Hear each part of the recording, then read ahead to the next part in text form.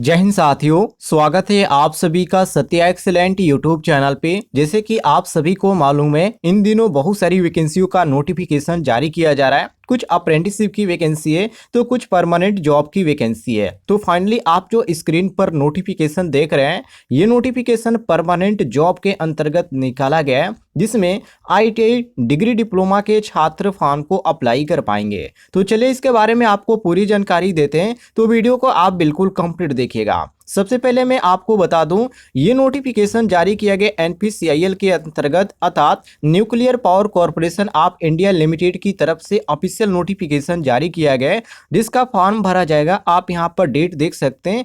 Online आवेदन प्रस्तुत करने हेतु अंतिम दिनांक जो आपको देखने को मिल जाता है 5/1/2024। कहने का मतलब ये है कि 5 जनवरी 2024 तक आप इस फॉर्म को अप्लाई कर पाएंगे। तो चलिए नीचे आते हैं, यहाँ पर आपको पोस्ट के बारे में, इसके बारे में आपको पूरी जानकारी देते हैं। देखिए इसमें जो पोस्ट आपको देखने को मिल जाता है, अलग अलग यहाँ पर आपको पोस्ट देखने को मिल जाता है। कुछ यहाँ पर पोस्ट ऐसे है जिसमें डिप्लोमा के छात्र अप्लाई कर पाएंगे, और कुछ पोस्ट ऐसे जिसमें यहाँ पर जिनके पास ग्रेजुएशन की डिग्री है वो लोग अप्लाई कर पाएंगे। और ITI छात्रों के लिए भी यहाँ पर ट्रेड देखने को मिल जाता है, जिसमें आप अप्लाई कर पाएंगे।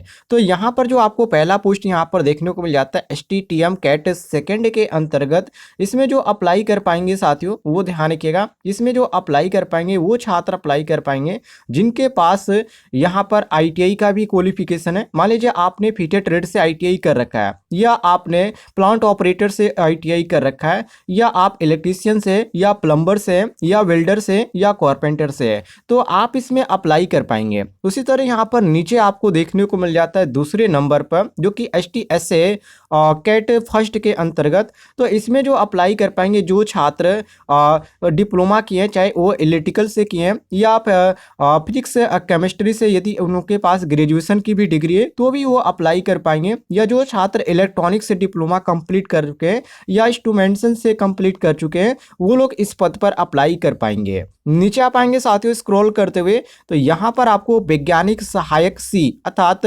साइंटिफिक असिस्टेंट C के पद पर आपको जो पोस्ट देखने को मिल जाता है। इसमें जो अप्लाई कर पाएंगे साथियों ध्यान रखिएगा, जो छात्र सेफ्टी सुपरवाइजर के अंतर्गत फॉर्म को अप्लाई करना चाहते हैं वो लोग अप्लाई कर पाएंगे। ये चीज़ आप ध्यान रखिएगा। इसके बाद यहाँ पर नीचे आएंगे साथियों, तो यहाँ पर और भी आपको पोस्ट देखने को मिल जाता है। जैसे कि यहाँ पर वर्ग थर्ड के अंतर्गत आप यहाँ पर देख सकते हैं। इसमें जो आपको पोस्ट देखने को मिल जाता है, जिसमें प्लांट ऑपरेटर है, फिटर ट्रेड है, इलेक्ट्रॉनिक्स मैकेनिक है, इलेक्ट्रीशियन है, उसी के बारे में यहाँ पर STTM कैट सेकेंड, जो कि यहाँ पर डिटेल में आपको जानकारी दिया गया है, जिसके बारे में आप यहाँ पर देख सकते हैं। और साथ ही साथ आप यहाँ पर ऐसे भी मिला सकते हैं कि हमारे कैटेगरी के अंतर्गत जो यहाँ पर सीट खाली है वो कितनी सीट खाली है। तो देखिए इसमें प्लांट ऑपरेटर के लिए टोटल 8 सीट खाली है, जिसमें जनरल के लिए 3 सीट है। इसके बाद WS के लिए यहाँ पर 1 सीट देखने को मिल जाता है, सॉरी EWS के लिए 1 सीट देखने को मिल जाता है, SC के लिए 1 है, ST के लिए कोई भी सीट नहीं है, OBC NCL के लिए 2 सीट खाली है। और जो छात्र PWBD के अंतर्गत आते हैं वो यहाँ पर मिला लीजिएगा, उनके लिए 1 सीट खाली है। उसी तरह आप यहाँ पर फिटर ट्रेड का भी देख सकते हैं, इलेक्ट्रॉनिक मैकेनिक का भी यहाँ पर देख सकते हैं। इसके बाद यहाँ पर इलेक्ट्रीशियन ट्रेड है। नीचे आएंगे तो यहाँ पर आपको प्लम्बर भी देखने को मिल जाता है, जिसमें यहाँ पर केवल ITI वाले अप्लाई कर पाएंगे, ध्यान रखिएगा। और यहाँ पर आपको वेल्डर ट्रेड भी देखने को मिल जाता है।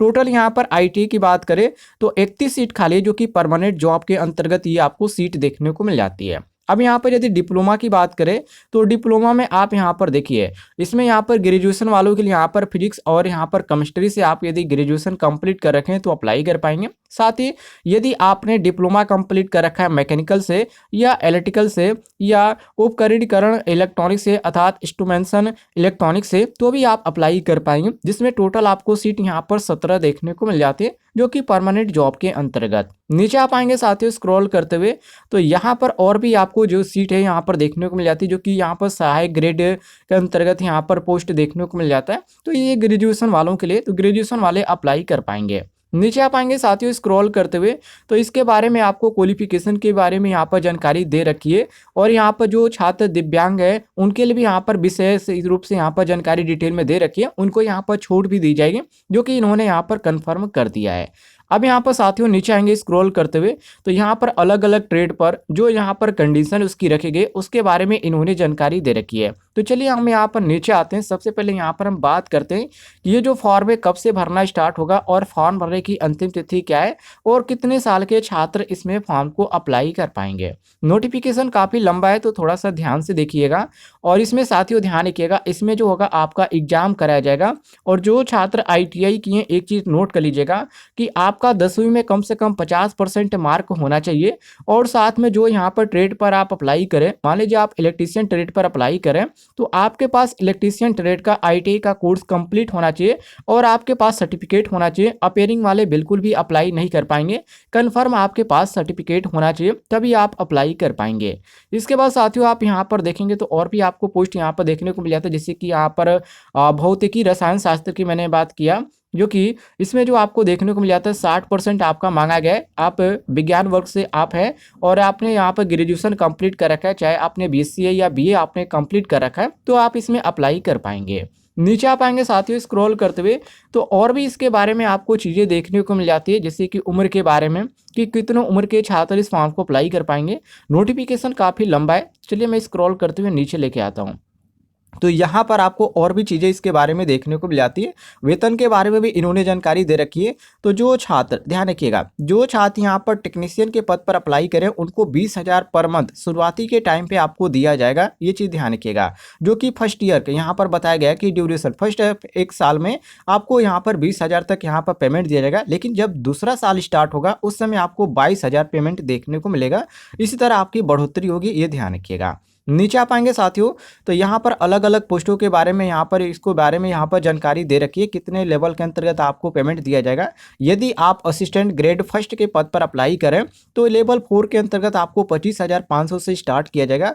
उसके बाद यहाँ पर अलग अलग पेमेंट आपको देखने को मिल जाता है। इसमें और भी बहुत सारे पोस्ट है, पोस्ट के अंतर्गत आपको जो है इसमें पेमेंट देने की बात की गई है। अब यहाँ पर उम्र की बात करें साथियों तो यदि आप टेक्नीशियन के पद पर अप्लाई कर रहे हैं, ध्यान रखिएगा, तो आपको यहाँ पर साथियों कम से कम आपका जो उम्र होना चाहिए वो 18 से 24 साल होना चाहिए।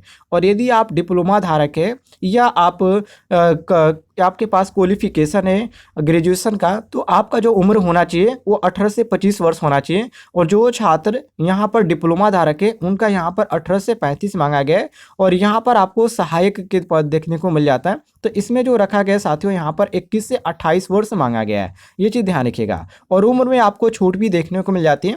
जो छात्र अनुसूचित जाति के अंतर्गत ही आते हैं उनके लिए यहाँ पर 5 वर्ष की छूट है। और जो छात्र अन्य पिछड़ा वर्ग के अंतर्गत आते हैं उनको 3 साल की छूट है। अब मैं ऐसे कंफर्म कर देता हूँ, देखिए, जो छात्र OBC के अंतर्गत आते हैं उनको 3 साल की छूट है और जो छात्र SCST के अंतर्गत आते हैं उनको यहाँ पर देखने को मिल जाता है 5 साल का छूट। ऐसे आप कंफर्म कर लीजिएगा।